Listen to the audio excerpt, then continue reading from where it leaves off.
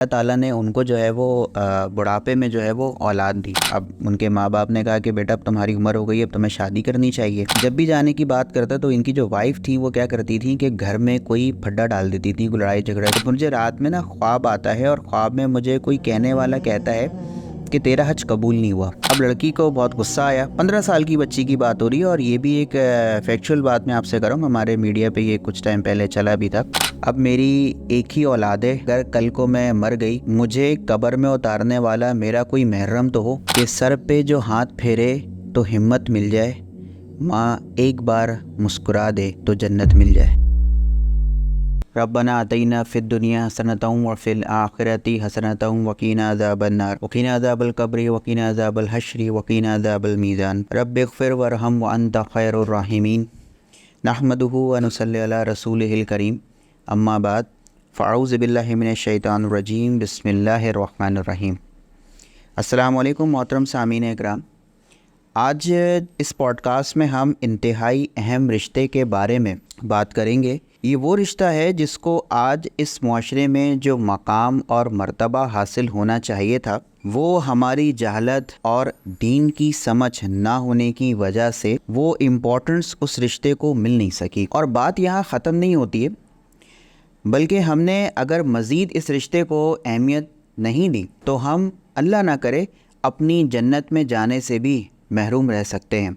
जी हाँ, ये एक बहुत हसास रिश्ता है जिसका आज हम पॉडकास्ट में जिक्र करेंगे। जैसा कि आप जानते हैं कि तमाम रिश्ते इंसान के दुनिया में आने के बाद बनते हैं, लेकिन ये वाहिद ऐसा रिश्ता है जो हमारे दुनिया में आने से 9 माह कबल पहले ही बन चुका होता है। जी हाँ, हम इस वक्त बिल्कुल माँ के रिश्ते की बात कर रहे हैं। आप इस मोहब्बत का तगाज़ा चेक करें कि वो औरत हमें 9 माह अपने पेट में रखती है। वो अपने पसंद की चीज़ें नहीं खा सकती, वो खाती है जिससे हमें कोई नुकसान ना पहुँचे। वो बड़े बड़े दर्द बर्दाश्त कर लेती है, लेकिन उस दर्द को ख़त्म करने की दवा नहीं खाती कि उससे कहीं हमें ना नुकसान पहुँचे। यहाँ तक कि हम तो इसकी पसंद के खाने तक छुड़वा देते हैं, इसकी नींद हराम कर देते हैं, और वो किसी एक तरफ होकर सो नहीं सकती। रात भर जो है वो सोते में जागती रहती है। वो औरत 9 माह एक शदीद तकलीफ़ से गुज़रती है, जबकि इसने अभी तक हमारी शक्ल भी नहीं देखी होती। दुनिया में तमाम रिश्ते शक्ल देखने के बाद प्यार करते हैं, लेकिन माँ वाहिद एक ऐसी हस्ती है जो गायबाना तौर पर बिना शक्ल देखे हमसे मोहब्बत कर रही होती है, और दुनिया का कोई रिश्ता इसके खुलूस की मिसाल पेश नहीं कर सकता। खुदा ताला के बाद वो वाहिद हस्ती है जो हमारे ऐब यानी अपनी औलाद के ऐब छुपा छुपा कर रखती है। बाप खाना बंद करे तो वो अपने हिस्से का खिला देती है। जब बाप घर से बाहर निकाल दे तो वो चुपके से दरवाज़ा खोल देती है। खुदा के बाद तेरी कोई इतनी परवाह नहीं करता, तुझसे कोई इतनी मोहब्बत नहीं करता। अल्लाह ताला ने तो जन्नत को उठाकर माँ के कदमों तले रख दिया। लेकिन अल्लाह ताला ने कुछ चीज़ों को समझाने के लिए एग्ज़ाम्पल का इस्तेमाल किया है। जैसे कि मिसाल के तौर पे अल्लाह ताला ने कहा है कि इंसान को बताने के लिए कि मैं तुमसे कितना करीब हूँ, तो अल्लाह ताला ने कहा कि मैं तुम्हारी शहरक से ज़्यादा करीब हूँ। आप शहरक कितनी करीब होती है। इसी तरीके से जब अल्लाह ताला को ये बताना था कि वो अपने बंदों से कितनी मोहब्बत करता है, तो अल्लाह ताला ने क्या कहा, किसी और की मिसाल नहीं ली, बल्कि क्या कहा कि मैं तुम्हारी माँ से भी 70 गुना ज़्यादा मोहब्बत करता हूँ। तो माँ की अज़मत और माँ की मोहब्बत का अंदाज़ा हम बहुत अच्छे तरीके से सिर्फ इसी बात से समझ सकते हैं कि अल्लाह ताला ने अपनी मोहब्बत को माँ की मोहब्बत से बढ़कर, यानी ज़ाहिर है वो तो अल्लाह ताला है, वो तो रब है, तो माँ से भी 70 गुना ज़्यादा मोहब्बत करता है। लेकिन किसी और, हालांकि बाप और जितने भी रिश्ते हैं, भाई बहन, सारी मोहब्बत करने वाले, लेकिन अपनी मोहब्बत को अल्लाह ताला ने माँ की मोहब्बत से कंपेयर किया। तो इसका मतलब ये है कि माँ की अज़मत और माँ की शान क्या है, ये अगर हम समझ जाएं तो ये हमारे लिए खुशनसीबी होगी। और वक्त रहते हुए ही समझ जाए, समझ तो जाता है इंसान, लेकिन वक्त रहते ही समझ जाए तो ये हमारी खुशनसीबी होगी। मैं देखें, आपको सबसे ज़्यादा हैरान कौन बात बताऊं, जन्नत में जाना तो बहुत दूर की बात है। जो जन्नत में जाने वाला रास्ता है ना हमारे पास, उस रास्ते को ही हमने घर से बाहर छोड़ दिए।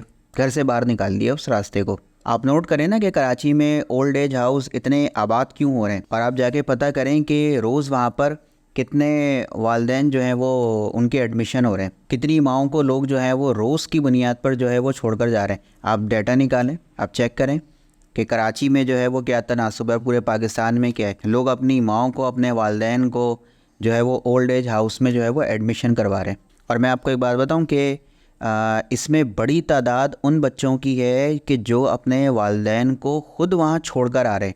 एक तो ये होता है कि वालिदैन बाज़ औक़ात ख़ुद ही चले जाते हैं, या कोई आगे पीछे कोई सरपरस्त नहीं होता तो बूढ़े हो गए तो वो ख़ुद वहाँ चले गए। एक ही बड़ी तादाद ये है आजकल कि वो बच्चे अपने माँ बाप को जो है वो ओल्ड एज हाउस में जो है वो एडमिशन करवा के आ रहे हैं। एक जानने वाले से हाल ही दिनों में भी कुछ टाइम पहले मुलाकात हुई, तो उन्होंने बताया कि वो एक्चुअली वहीं जॉब करते हैं। तो कोई साहब आए वहाँ पर अपनी वालदा को जो है वो छोड़ने, एडमिशन कराने। तो उन्होंने कहा कि वैसे तो हम पूछते नहीं है, लेकिन वैसे ही उनसे इत्तफ़ाक़ हो गया पूछने का कि भाई आप अपनी वालदा को क्यों छोड़ रहे हैं, यहाँ पे एडमिशन क्यों करवा रहे हैं। तो आपको पता है उन्होंने क्या कहा? उन्होंने कहा कि देखें, असल में ना मेरे 2 बच्चे हैं, बीवी है, और आपको पता है महंगाई तो ना हम वो गुजारा नहीं हो पा रहा, क्योंकि लाजमी सी बात है बच्चे स्कूल भी जाते हैं और मेरी नौकरी भी कोई ऐसी ख़ास नहीं है, तो बड़ा मुश्किल हो जाता है गुजारा। तो इसलिए जो है वो मैं यहाँ पे एडमिशन करवाने आया हूँ अपनी वालदा का। वालिद साहब का पहले इंतकाल हो गया था उनके। तो उन्होंने मुझे बताया कि मैंने उनसे ऐसे ही पूछ लिया कि तो आपने अपनी वालदा को क्या बताया कि आप उनका एडमिशन यहाँ पे क्यों करवा रहे हैं? तो उन्होंने कहा कि मैंने यही बताया है कि अम्मा मेरे जो है वो हालात थोड़े ख़राब हैं, माली हालात, और इतने पैसे नहीं हैं, तो इसलिए मैं आपका वहाँ एडमिशन करा रहा हूँ। अब उन साहब ने मुझे मज़ीद बताया, अब आप देखें माँ की मोहब्बत। उन्होंने मुझे कहा कि अच्छा, जब उन साहब ने कहा मुझे कि जब मैंने पूछा कि फिर आपकी वालदा ने क्या कहा ये सब सुनकर जो आपने कहा, तो कह रहे हैं कि कुछ नहीं, मेरी वालदा ने मुझे दुआ दी कि अल्लाह तुम्हें कामयाब करे, और मेरा कोई मसला नहीं है, तुम जहाँ बेहतर समझते हो वहाँ मेरा एडमिशन करा दो, कोई मसला नहीं, बस आकर मिलते रहना कभी कभी, और अल्लाह तुम्हें कामयाब करे। अब आप ये बताइए कि ये माँ जिसने उसको अपने सीने से लगा कर रखा, आज हमारे पास उस माँ को खिलाने के लिए एक रोटी कम पड़ गई है। ये हमारा हाल है मुसलमान होने के नाते। मैं आपको एक कराची की ये जो मैंने आपसे बात की है ना, ये मैंने आपसे कराची की बात की है, मुसलमान घराने की बात कर रहा हूँ मैं।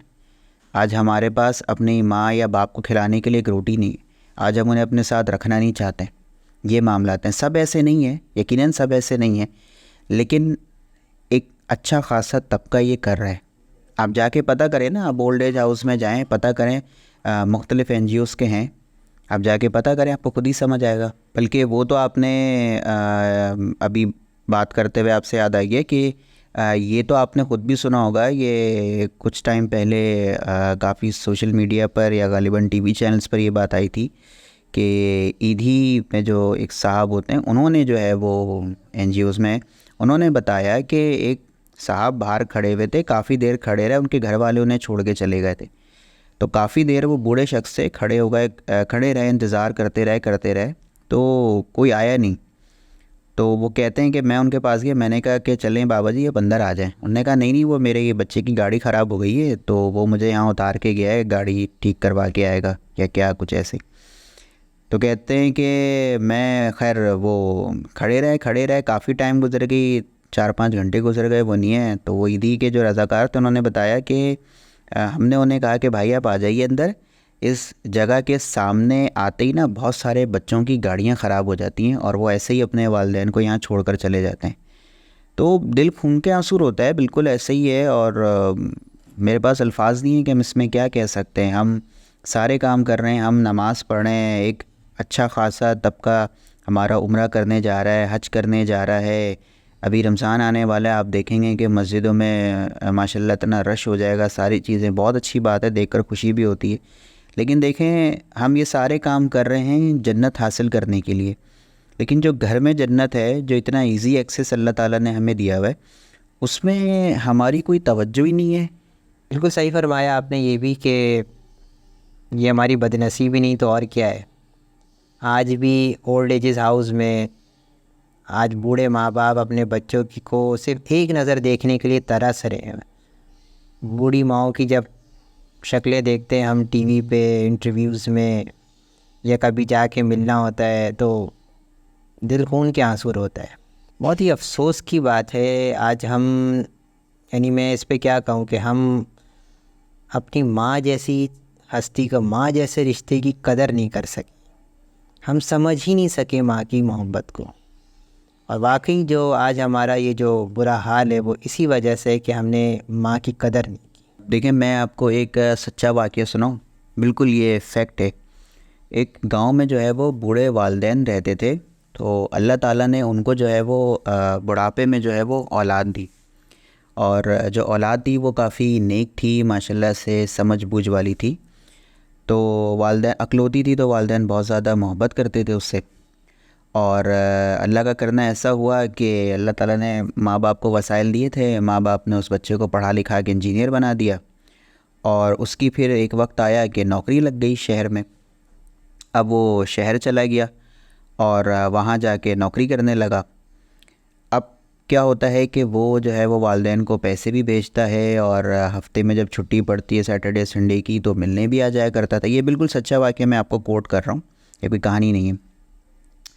तो वो जो है वो सैटरडे संडे को आ गया, वीकेंड उनके साथ गुजार लिया और अच्छा खासा चल रहा था, कोई मसला नहीं हुआ।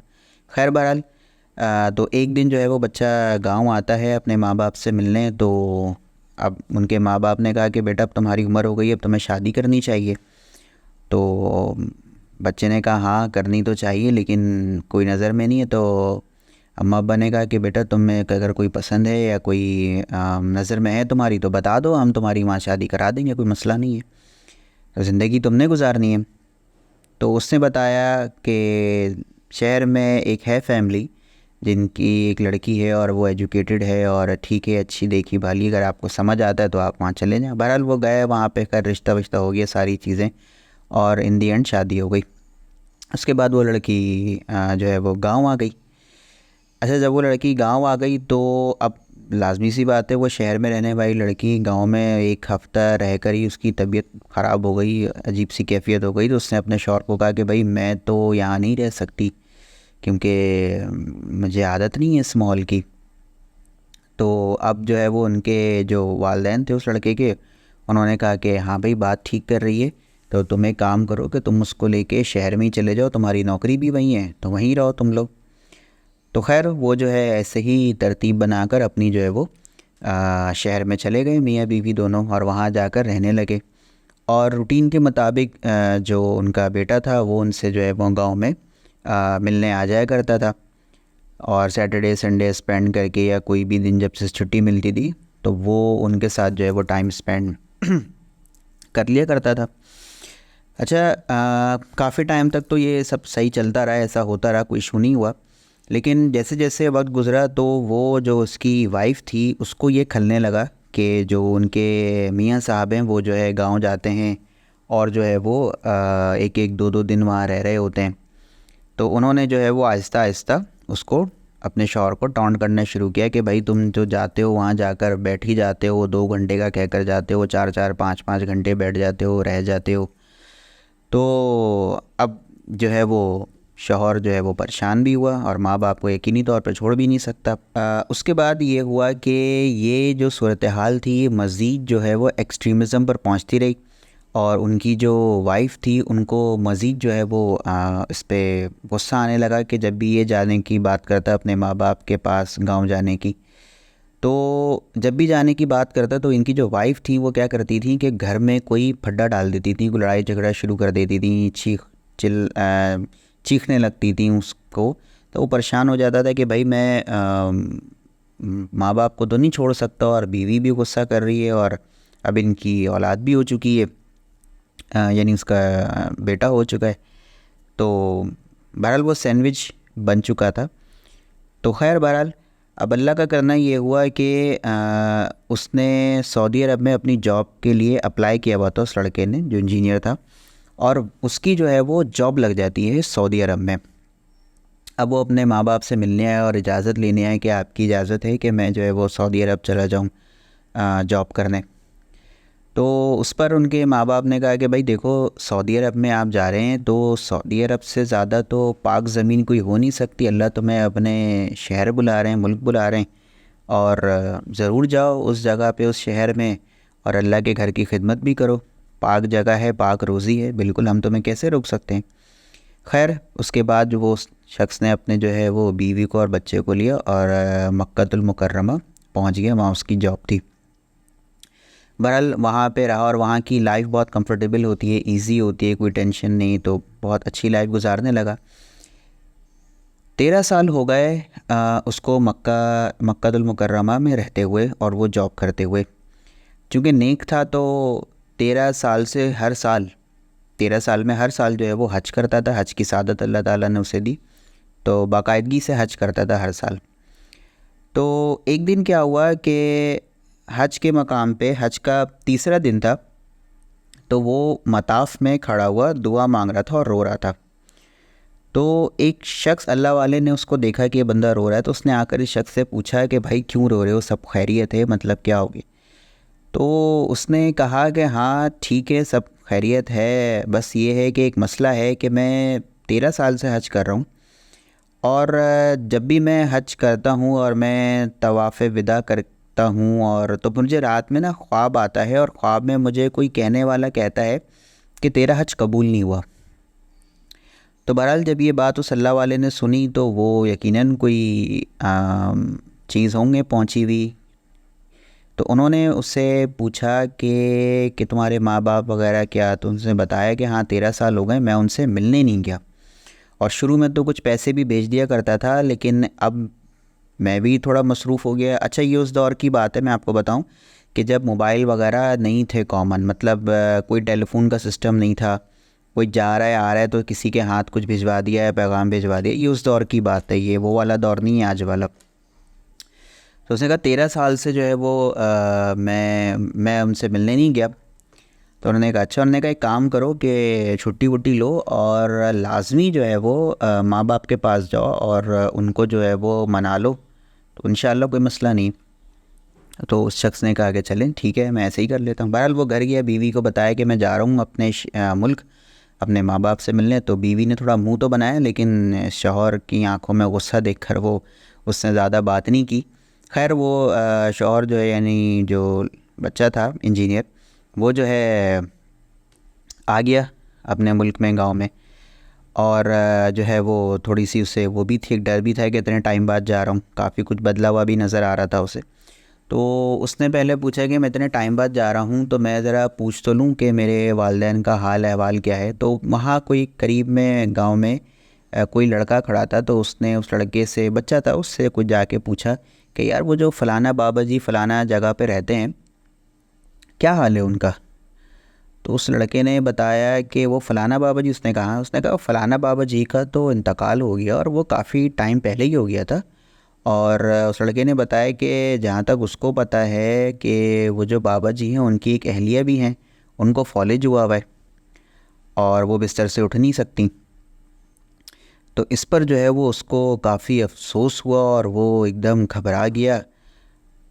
और उस लड़के ने मज़ीद ये भी कहा, मैं आपको बताऊं जिस पर बड़ी वो हुई एक, कि उस बच्चे ने बताया कि भाई सुना है कि सऊदी अरब में उसका बेटा भी रहता है, लेकिन न जाने कितनी नालायक औलाद है कि माँ बाप को जहाँ से जाने के बाद पूछने तक नहीं आया कि माँ बाप किस हाल में, और अब जो बाप है वो ऐसे ही तड़प कर मर गया। तो अब ये शर्म से भी ना बता सके कि मैं वही बदनसीब औलाद हूँ। बहरहाल उसे डर हुआ कि अब मैं माँ के पास जाऊँगा तो माँ ने तो मुझे पहचानना नहीं है, वो तो मुझ पर बहुत गुस्सा करेंगी कि 13 साल, एक of course that is a long period.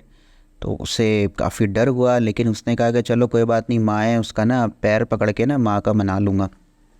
बहरहाल वो वहाँ से जो है वो बढ़ गया घर की तरफ। अब घर की तरफ गया तो देखा दरवाज़ा खुला हुआ है, चारपाई पे उसकी बूढ़ी अम्मा जो हैं वो लेटी हुई हैं। वो करीब गया तो वो बैक से गया तो उससे ये अंदाज़ा हुआ कि जैसे उसकी जो वालदा हैं वो सो रही हैं। तो उसने कहा कि अभी तंग नहीं करता हूँ, सोने दो अगर आराम कर रही हैं तो। बहरहाल वो करीब गया। जब करीब गया तो देखा नहीं, वालदा जगी हुई हैं, कुछ कह रही हैं, कुछ इनका हाथ कुछ उठे हुए इस तरीके से, और जो है वो कुछ कह रही हैं, कोई दुआ वगैरह जो है वो मांग रही हैं। तो उसने करीब होकर सुनना कि क्या दुआ मांग रही है, ज़रा सुनूं। तो बहरहाल जब उसने अपने कान करीब किए तो उनकी वालदा कह रही थी कि मेरे अल्लाह, मेरा शौहर था वो तूने अपने पास बुला लिया, अब मेरी एक ही औलाद है और वो मेरे पास नहीं है, और मुझे इस बात की फ़िक्र है कि अगर कल को मैं मर गई तो मुझे कब्र में उतारने वाला मेरा कोई महरम तो हो, वरना मुझे कब्र में कौन उतारेगा। तो ये सुनकर उसके जो बेटे का दिल था वो फट गया कि जब उन्होंने कहा कि मुझे फिर कब्र में कौन उतारेगा, मेरा तो कोई महरम भी नहीं है। तो ये सुनते ही उस बेटे ने कहा कि अम्मा मैं आ गया। तो अम्मा ने जैसे ही देखा वो चौंक गई, हैरान हुई, और उन्होंने कहा कि बेटा मेरी आंखों में तो मोतिया उतर आया, मैं तुम्हें देख नहीं सकती, मेरी बिनाई चली गई है, लेकिन तुम करीब आओ, अपना माथा करीब करो, मैं तुम्हें प्यार करूं। खैर उन्होंने बोसा लिया और जो है वो उसने माफ़ी मांगी। तो माँ ने कुछ नहीं कहा, माँ ने का जो नसीब में था वो तो हो गया। तो अब आप देखें कि ये मैंने जो आपको बताया सच्चा वाक़या बताया, अब देखें ऐसे भी लोग हैं।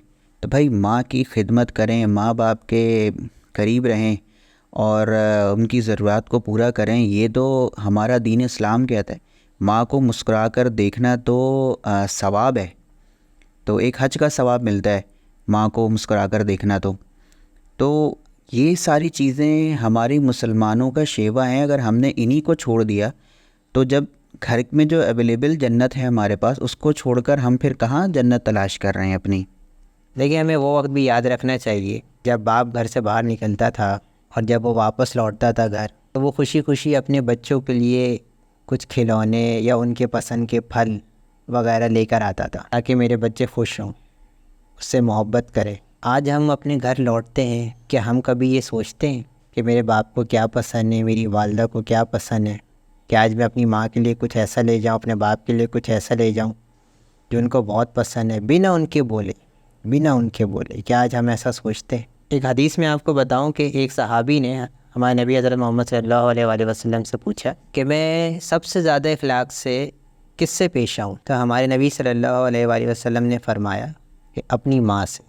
बिल्कुल बिल्कुल ऐसा ही है। और अब आज की जो जनरेशन है वो सब नहीं, लेकिन अक्सर जो है वो ये इतना नहीं सोचते कि माँ बाप किस चीज़ से खुश होंगे और माँ बाप के लिए क्या ज़रूरी है।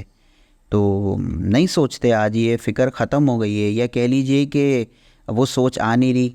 लगे हुए हैं अपने आप को बस बनाने में, एक रेस चल रही है ना कि कामयाब होना है, पैसा कमाना है। ठीक है भाई, कामयाब हो, आप पैसा कमाओ, उससे किसी ने इनकार नहीं किया, लेकिन जो अल्लाह का हुक्म है, जो कुरान की तालीमात हैं, तो उसको तो आप मुंह नहीं मोड़ सकते ना उससे। और मैं आपको पता है एक चीज़ और बताऊं कि बच्चे ना बागी भी हो गए। मतलब ये कि अगर आज माँ बाप बच्चों को रोकते हैं ना किसी चीज़ से कि ये मत करो तुम्हारे लिए, क्योंकि देखिए माँ बाप तो लाजमी सी बात है एक्सपीरियंसड होते हैं, हर बच्चे की उम्र से वो गुजर चुके होते हैं, उन्हें पता होता है कि क्या सही है क्या गलत है। तो जब वो बच्चों को रोकते हैं ना, ये मैं बड़ी अहम बात आपको बता रहा हूँ, और जो हमें लोग देख रहे हैं वो भी इस बात से सेकंड करेंगे कि माँ बाप खुद नोट करेंगे इस चीज़ को कि आज जब माँ बाप बच्चों को किसी काम से मना करते हैं ना, तो बच्चों में एक कह लीजिए गुस्सा आ जाता है कि नहीं यार मुझे क्यों मना कर रहे हैं, मैं मतलब क्यों नहीं करूँ ये काम। वो समझते नहीं है उसके पीछे के बिहाइंड द सीन के भाई वो क्यों मना कर रहे हैं, ये क्या वजह है।